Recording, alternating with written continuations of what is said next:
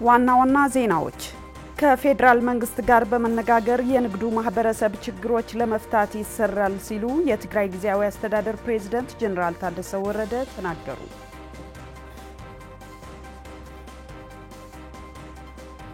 ሆሳዕና በአርያም በተገኘው አንጻራዊ ሰላም ምክንያት ለማክበር መቻላቸው በዓሉን ለማክበር ከአዲስ አበባ የመጡ የበዓሉ ተሳታፊዎች ተናገሩ። አሜሪካና ኢራን የመጀመሪያውን ዙር ገንቢ የኒውክሌር ውይይት በስኬት ማጠናቀቃቸውን አስታወቁ።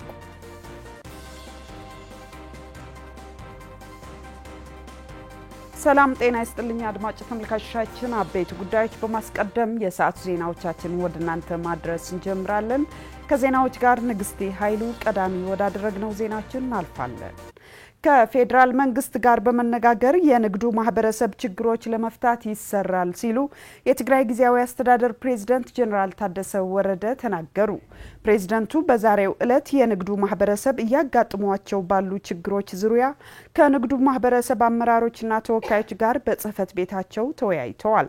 በውይይቱ ትግራይ ላይ በተካሄደው ጦርነት በትግራይ የኢንቨስትመንት ተቋማት ላይ ከፍተኛ ውድመት መድረሱና የንግዱ ማህበረሰብም ከፍተኛ ጉዳት ማስተናገዱን ያነሱት አመራሮቹና ተወካዮቹ የትግራይ የንግድ ማህበረሰብ ለከባድ ችግር የዳረጉት ማነቆዎችን በተለይም ከባንክ የብድር አገልግሎት የፌደራል መንግስት የሚያወጣቸው መመሪያዎችና አዋጆችን በንግዱ ማህበረሰብ ዘንድ እየፈጠሩት ያለውን ጫና፣ የነዳጅ እጥረትና ሌሎች ተያያዥ ችግሮች ለፕሬዝዳንቱ አቅርበውላቸዋል።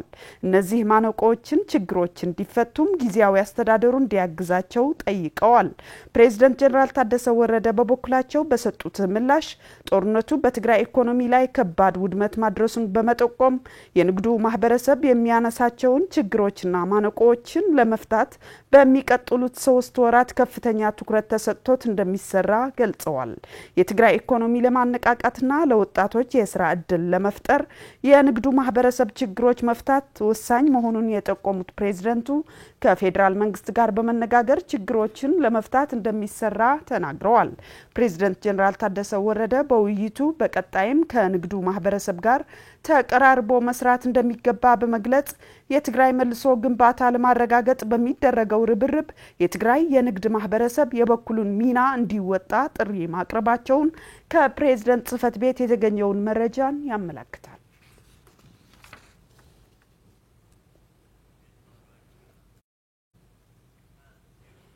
የዘንድሮ የሆሳዕና በዓል በሺዎች የሚቆጠሩ ምዕመናን በተገኙበት በአክሱም ከተማ በርዕሰ ገዳማት ወአድባራት አክሱም ጽዮን በድምቀት ተከብሯል። እነዚህ በዓላትን ስናከብር የተቸገሩትና የተፈናቀሉትን ወገኖቻችን በማሰብ ሊሆን እንደሚገባና ዘላቂ ሰላም ለማስፈንን በትጋት የምንሰራበት መሆን እንደሚገባ የሃይማኖት አባቶች ተናግረዋል። ዓለም ተክለ ተጨማሪ ይዛለች።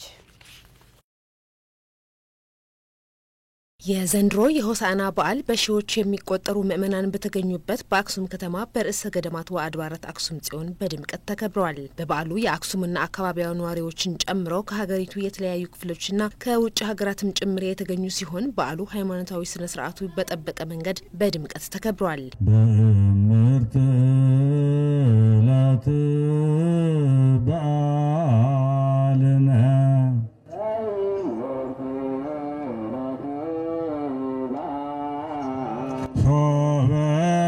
تذكرنا لصيون وقانا بلا تسرق بمرت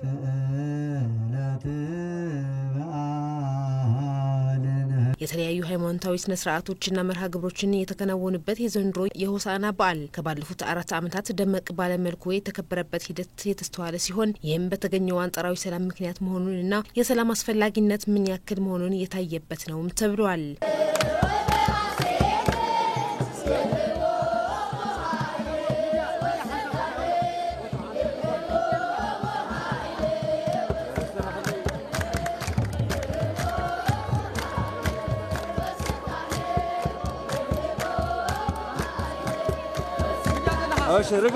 رجع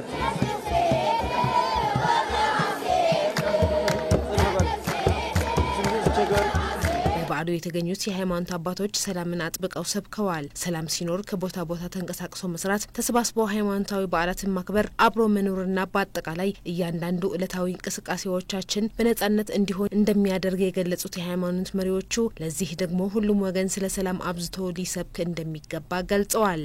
አሁንም በትግራይ እየተከበሩ ያሉ በዓላት በሙሉ ልብ ሆኖ የሚከበሩ ሳይሆን በሚሊዮን የሚቆጠሩ ተፈናቃዮችና ስደተኞች በየመጠለያ ጣቢያዎች እጅግ አስከፊ ህይወት እያሳለፉ ባሉበት ወቅት ነው ያሉት የሃይማኖት አባቶቹ ሃይማኖታዊም ሆነ ህዝባዊ በዓላት በደመቀና በተሟላ መንገድ ለማክበር አሁን የተገኘው አንጻራዊ ሰላም ዘላቂ ማድረግ እንደሚያስፈልግና ለዚህም የፕሪቶሪያው ስምምነት በተሟላ መንገድ በመተግበር የህዝቡ በተለይም የተፈናቃዮችን ስቃይ እንዲያበቃ ማድረግ እንደሚገባ ጥሪ አቅርበዋል። በበዓሉ እንደዚህ አይነት በዓላት ከሃይማኖታዊ አስፈላጊነታቸው ባለፈ ለአካባቢው የቱሪዝም እንቅስቃሴ ወሳኝ ሚና እንዳላቸው የተገለጸ ሲሆን በተለይም አክሱምና አካባቢዋ በዓለም ቅርስነት መዝገብ ወይም ዩኔስኮ የተመዘገበውን የአክሱም ሐውልትን ጨምሮ በርካታ የቱሪዝም መዳረሻዎችን የሚገኙባት እንደመሆኑ መጠን ወደ ሆሳዕና በዓልም ሆነ ወደ ሌላ በዓል የሚመጡትን እንግዶች እነዚህን የቱሪዝም መዳረሻዎችን የማየትና የመጎብኘት እድል የሚያገኙባቸውም ናቸው ተብለዋል። በዚህም ቱሪዝምን የገቢ ምንጭ በማድረግ የከተማዋ የኢኮኖሚ እንቅስቃሴ እንዲነቃቃ ለማድረግ ትልቅ ድርሻ እንዳለው ነው በበዓሉ የተገኙት የከተማዋ ነዋሪዎች የተናገሩት። ከዚህም ባለፈ የህዝብ ለህዝብ ትስስር በማጎልበትና በማጠናከር ረገድም እንደዚህ አይነት በዓላት ከፍተኛ ሚና እንዳላቸው ነዋሪዎች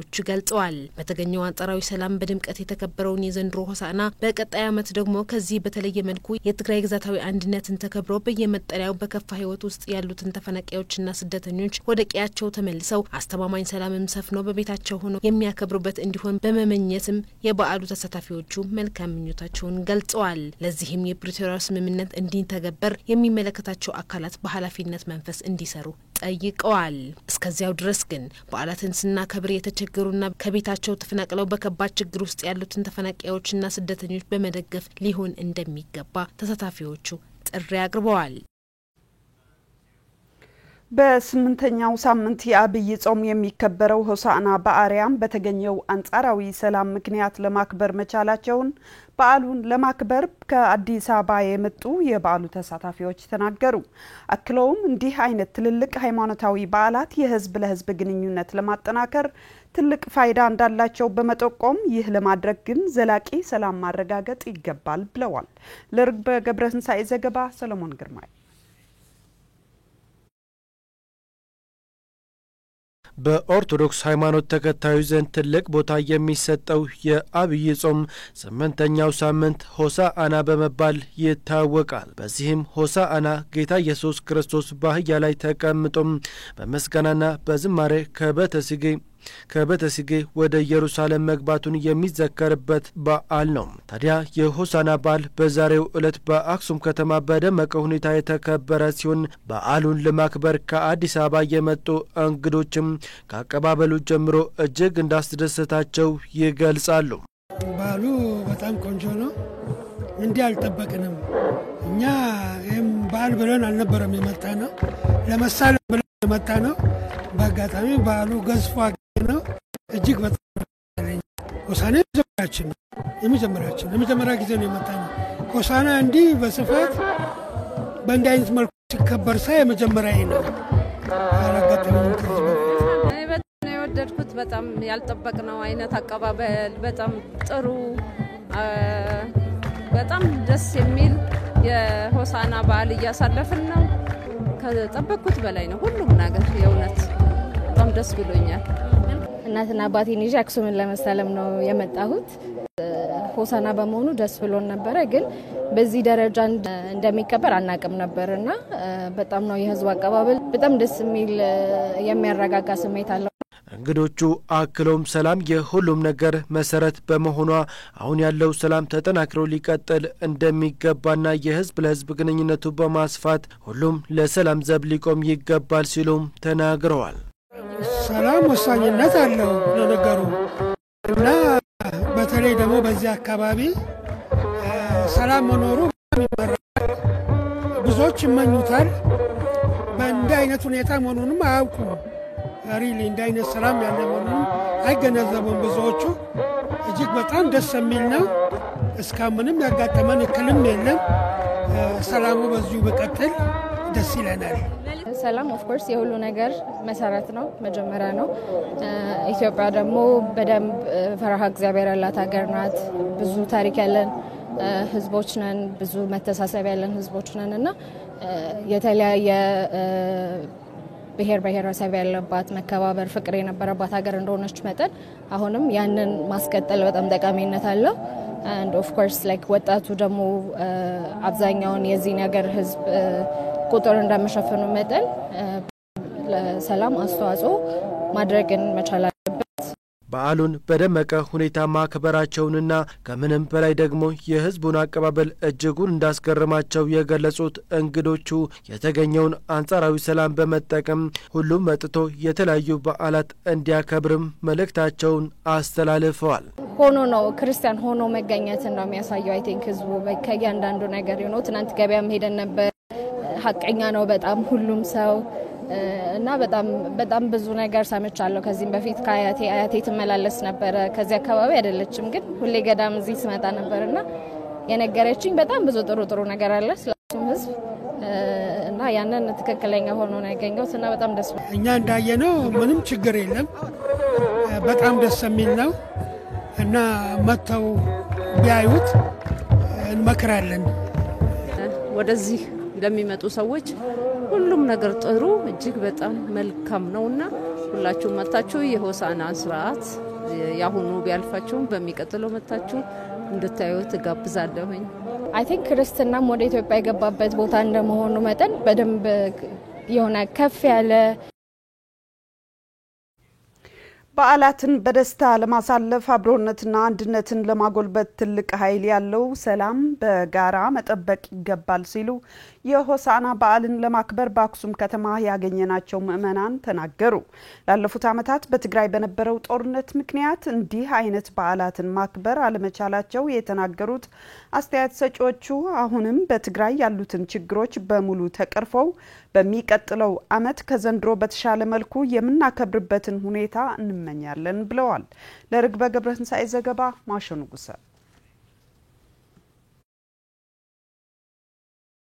ከጦርነቱ በፊት በጣም ደማቅና ደስ የሚል ድባብ ነበረው። ከጦርነቱ በኋላ ደግሞ ትንሽ ያው በጣም ባይሆንም ትንሽ ቀዝቀዝ ብሏል።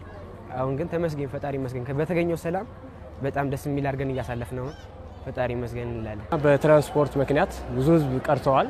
በጣም የመኪና ዋጋ የተወደደ ስለሆነ ህዝቡ ሆኖም ግን የመጣ ህዝቡ ግን በጣም ተደስተዋል። እኛም ደስ ብሎናል። ሁሌም በየዓመቱ የኢትዮጵያ የክርስትና ሃይማኖት ቀዳሚ መናገሻ በሆነችው አክሱም ከተማ በድምቀት የሚከበረው የሆሳና በዓል በዘንድሮ ዓመትም ከተለያዩ የሀገሪቱ አካባቢዎችና ከውጭ ሀገራት የመጡ ምእመናንና ቱሪስቶች በተገኙበት ከባለፉት 3-4 ዓመታት በተሻለ መልኩ ተከብረዋል። ከተለያዩ አካባቢዎች ለሆሳና አክሱም ተገኝተው ያነጋገርናቸው ምእመናን እንደሚከተለው ብለውናል። ጎንደር የመጣለ፣ ከጎጃም የመጣለ፣ ከአዲስ አበባ የመጣለ ከተለያየ ቦታ ነው የመጣ። አካባቢው ደግሞ ሰላም ነው ያለ። ምንም ይሄ የሚባል ልዩነት የለውም። ከየት መጣ ወዴት ነው የቆም የለም። ሁሌ በየዓመቱ እንመጣለን። አሁን ከነበረው አሁን የተሻለ ነው። ለምን አሁን መንገድ ላይ ወደን የእግር አጠባ ነበር፣ እሱም ተሳትፈናል። ስለዚህ ይሄን ትውፊቱ ተጣናክሮ መቀጠል አለበት፣ ለትውልድ ማለፍ አለበት። አምናም ነው እዚህ መጥቻለሁ። አጋጣሚ ሆኖ ከኔ ጋር ያደሩ የጎንደር ሰዎች ነበሩት። እኔ ከመራብ አካባቢ ነው የመጣሁት። ባለፈ በጦርነቱ የተፈጠረ ችግር ነበር አይደለም። ከዛ ተፈናቃይ ነኝ ራሴ፣ ግን ምንኖረው አድዋ ላይ ነው እና አይመጣን ከጎንደር የት እንዳለ እነሱም እንደተጎዱት ምንኖር የነበረው አብረን የነበርነ እናንተ ከዚያ ከሄዳችሁ ተጎድተን እንጂ ትርፍ አገኘን አይሉም። እና ይሄ ሰላም ለማንንም ያስፈልጋል። አምና አለፈ ድሮም ጥሩ እንደሚያልፍ እኔ ባልብኑ ተስፋ ነኝ። ባለፉት ዓመታት በትግራይ በነበረው ጦርነት ምክንያት በዓላትን በጋራ ለማክበር መቸገራቸውን የገለጹልን አስተያየት ሰጪዎቹ ያለምነውን ለመስራትና ወደ መነሻው ለመድረስ ወሳኝ የሆነውን ሰላም በጋራ እንጠብቅ ካሉ በኋላ ከዛሬ የተሻለ ነገ ይመጣ ዘንድም ተስፋና ምኞታቸውን ገልጸውልናል። ሁሉ ነገር ሊመላ ሃይማኖትም የለም ማለት ነው። ስለዚህ ይሄ ሰላም ለሃይማኖት ወሳኝ ነው። ለክርስቲያን ብቻ አይደለም፣ ለሙስሊም ለሌላ እምነት ያለው ሰው ጥሩ ነው። ሰላም ከሌለ ግን ሁሉ ነው የሚጎዳል። ቤተክርስቲያኑ ይጎዳል፣ ህዝቡ ይጎዳል፣ አገሪቱ ይጎዳል፣ እንስሳም ይጎዳል። እና ሰላም ካልቀጠለ መቼም እንግዲህ ሰላም አልፈልግም ሰው ሊኖር አይችልም። ሰይጣን ካልሆነ ሰውስ በሙሉ ሰላም የማይፈልግ ሰው ያለ አይመስልምና እኔ ሰላም እንደሚቀጥል ባልሙሉ ተስፋና ተከባብረን የምንኖርበት እንደ ድሮ ተከባብረን የምንኖርባት አገር እንድትሆንልን በሰላም በፍቅር እንድንኖርበት በሰላም ወጥተን በሰላም እንድንገባ በሰላም እንድንሰራ። ለምሳሌ አስተማሪ ነኝ ካላስተማርኩ ደሞዝ መቀበል አልችልም። ስለዚህ ስራዬ ብዬ ሰላም እኔም መስበክ አለብኝ፣ ሌላም ሰላም መስበክ አለብኝ። ስለዚህ ሰላም ለሁላችን ያው ተደስተን ነው የምንኖረው። ይቀጥልልን። የሚቀሩ ያልተሰሩ ስራዎች አሉ በመንግስት ይሄም ደግሞ ተሰርተው ተፈናቃይ ወደ ቦታው ተመልሶ የወደሙ የልማት ዘርፎችም ተሰርተው ህዝቡ እዛ ልማት ውስጥ ፋብሪካ የሚሰራ ነበረ እዛም ገብቶ ሰርቶ እንዲተዳደር ልጁን ያሳድግ ተባብረን እንድናድግ በሚደረገው ሁኔታ ሁላችን መተባበር አለብን። እንኳን ለሆሳዕና በአርያም ለወልደ ዳዊት አደረሳችሁ አደረሰን። ከተማችን ከተማ አክሱም ጥንታዊትና ሃይማኖታዊ ስለሆነች ኑ ከተማችንን ጎብኙዋት እላለሁ። በየመጠለያ ጣቢያዎቹ አስከፊ ህይወትን እያሳለፉ ያሉት ተፈናቃዮች ወደ ቀያቸው ተመልሰው በዓላትን በሞቀ ቤታቸው እንዲያከብሩ የሚመለከታቸው አካላት በትኩረት እንዲሰሩ በሆሳዕና በዓል ያገኘናቸው ወገኖች ተናገሩ። የተገኘውን አንጻራዊ ሰላም በመጠበቅ በዓላትን ለቱሪዝም መስህብነት መጠቀም እንደሚገባም በበዓሉ ተገልጿል። ዓለም ተክለ አዘጋጅቷለች። ተከታትለን እንመለስ። ህዝቡ በጣም ተቸግሮ ነው የሚኖረው። እውነቴን የሚለው በተለይ አሁንኛ ያለን መንግስት ፌደራልም ይሁን የክልላችን ያለ መንግስትም ይሁን ተባብሮ በተለይ ተፈናቃዮች ወደ ሀገራቸው መለስ አለበት። እነሱ ከተመለሱ ነው የበለጠ ሰላምኛ የምናገኘው። በጣም ተቸግሮና በጣም ችግር ውስጥ ነው ያሉት። ለምን የሚበላ ያላቸው በዝናብ በፀሐይ በችግር ብርድ የተፋረቀ ነው ያሸገራቸው። እነዚህ ግና ወደ ቤታቸው መመለስ አለባቸው። የዓለም ህዝብም ይሁን የፌደራል መንግስትም ይሁን የክልላችን ያለ መንግስት ይሁን ሁሉ ተባብሮ የተፈናቃዮች ወደ ሀገራቸው ቢመለሱ በጣም እኔ ደስተኛ ነኝ። እንደዚህ መሆን አለበት። ሲመለሱም ባህሉም ተጠናክሮ ይቀጥላል፣ ለትውልድ ይተላለፋል። እኛም ወደ ቤታችን እንደምንመለስ ሁሉም የኢትዮጵያ ህዝብ ዝግጁ ካልሆነ እኛ ብቻ አይደለም የተጎዳነው። ባለፈው ጦርነቱ እነሱም ተጎድተዋል። ቢያንስ ከቤታቸው አለቀቁም እንጂ ልጆቻቸው ከኛ ጋር ነው የተጎዱት፣ ከኛ ጋር ነው የጠፉት፣ ከኛ ጋር ነው። እኛ ከተጎዳን እነሱም እኮ ይሰማቸዋል፣ ከወዳቸው እኮ ይሰማል። እና በዚህ ትርፍ አላገኝም የሚል ካለ ሰይጣን ካልሆነ ሰው መቸስ ለዚህ ምን ሰው ያለ አይመስለኝም። አሁን እኔ እንዳየሁት ከሆነ እጅግ የሚዘገንን ተፈናቃይ ህዝብ አለ። ማለትም በፖለቲካ በፈጥሮ ክሮስ ማለት ነው። ህዝቡ ምንም አያውቅም። እና ይሄ ህዝብ የተፈናቀለ ህዝብ ወደ ቦታው እንዲመለስ የፖለቲካ ችግሮች ካሉ በሰላም እንዲፈቱ በመከባበር በሰከነ ይሄ ውሃ እየጠጡ መወያየት የሚባለው ነገር አለ። እንደዛ አይነት ነገር ቢሆን ጥሩ ነው። ሁሉም ህዝቦች ጸብ አይፈልጉም፣ ጠብ አይፈልጉም። ተከባብሮ ሁሉም ለየራሱ ይነጋገዳል፣ ይጠያየቃል፣ ነገሮች ወደ ኖርማል ይመለሳሉ። ስለዚህ ተፈናቃይ ወገኖቻችን ወይም ደግሞ በሁሉም አካባቢ ያሉ ተፈናቃዮች ወደ ቦታቸው እንዲመለሱ ቢደረግ፣ ለዚህም ደግሞ ፖለቲከኞች የመተላለክ የይዋጣልን አይነት ነገር ሳያደርጉ በስነ ስርዓት የህዝባቸውን ጥቅም ቢያስጠብቁ የተሻለ ነው እላለሁ። ለህዝባቸውም ቆሙ ሊባሉ የሚችሉት እንደሱ ሲያደርጉ ነው። አለበለዚያ የገመድ ጉትቻ ህዝቡንም ይጎዳል፣ እነሱንም አይጠቅምም። የትግራይ ህዝብ ሰላም ፈላጊ ነው። የኢትዮጵያ ህዝብም ሰላም ፈላጊ ነው። ህዝቦች ሲባሉ ሰላም ነው የሚፈልጉት። ፖለቲከኞች ደግሞ ተረጋግተው ሰከን ብለው የህዝባቸውን ጥቅም ማስጠበቅ አለባቸው። ህዝብ የሚፈልገው ሰላም ነው። በምንም ተአምር ጦርነት የሚፈልግ ህዝብ የለም። የማንም ህዝብ የኢትዮጵያ ብሔር ብሔረሰቦች፣ የትግራይ ህዝብ፣ የመላው ዓለም ህዝብ ጠቅላላ ሰላም ነው የሚፈልገው። ስለዚህ ቱሪዝምም እንዲጣ ከተፈለገ ሰላም ያስፈልገዋል። ሰላሙ ደግሞ ቱሪዝም ይዞ ይመጣል። ቱሪዝሙ ደግሞ ቢዝነስ ይዞ ይመጣል ማለት ነው።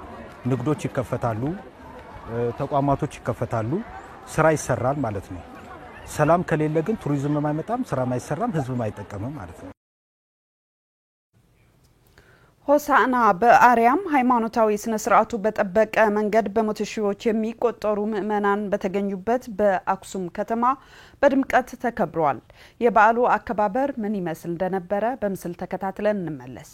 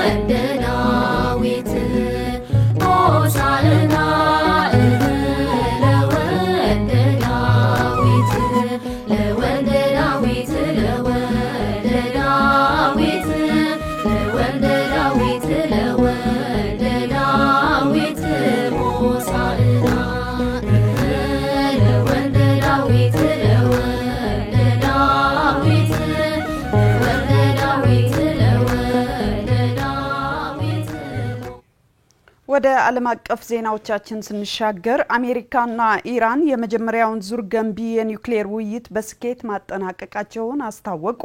የአሜሪካው ተወካይ ስቲቭ ዊትኮፍና የኢራን የውጭ ጉዳይ ሚኒስቴር አባስ አራግቺ በኦማን የተካሄደው የሁለትዮሽ ድርድር መርተውታል። የመጀመሪያው ዙር ድርድር ከ2018 ወዲህ በአሜሪካና በኢራን በከፍተኛ ባለስልጣናት መካከል ለመጀመሪያ ጊዜ የተደረገ ውይይት መሆኑን ተመላክቷል። ሁለቱም ሀገራት ውይይቱን ገንቢ ያሉት ሲሆን ሁለተኛው ዙር ውይይት በሚቀጥለው ሳምንት እንደሚደረግም አረጋግጠዋል። በኦማን የተደረገው ውይይት ለቀጣይ ስምምነቶችና ዘላቂ ሰላም ለማምጣት እንደ ወሳኝ መደላድል ይቆጠራልም ተብሏል። 2 ሰዓት ከ30 ደቂቃ የፈጀው ውይይት ክብርን የጠበቀ ነው ሲሉ ተወካዮቹ ገልጸውታል። ውጤታማው ድርድር በኦማን ነገ ከነገ ወዲያ ምን አዲስ ነገር ይዞ ይመጣል የሚለው የሚጠበቅ ቢሆንም ለጊዜው ግን ቴህራንና ዋሽንግተን በጎ ውይይት ነው ማለታቸውን ሲኤንኤን ዘግቧል።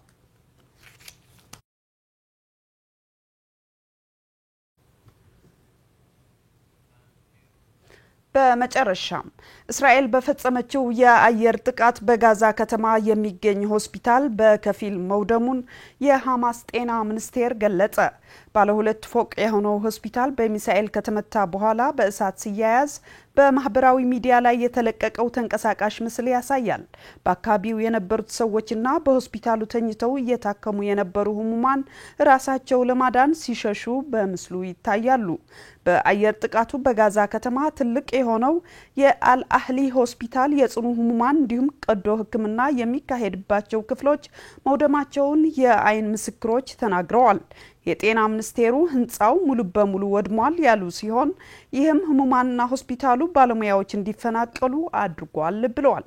የእስራኤል መከላከያ መኮንን ለአንዳንድ የህክምና ባለሙያዎች ስልክ ደውሎ አካባቢውን በ20 ደቂቃ ውስጥ ለቀው እንዲወጡ ማስጠንቀቁን አንድ በአካባቢው የሚገኝ ጋዜጠኛ መናገሩ ጥቃቱ የታቀደበት መሆኑን ያሳያል ብለዋል ዘገባው። በእስራኤል ሐማስ ጦርነት 60,000 የሚሆኑ ሰዎች በእስራኤል ጥቃት ጋዛ ውስጥ መገደላቸውን ተመላክቷል።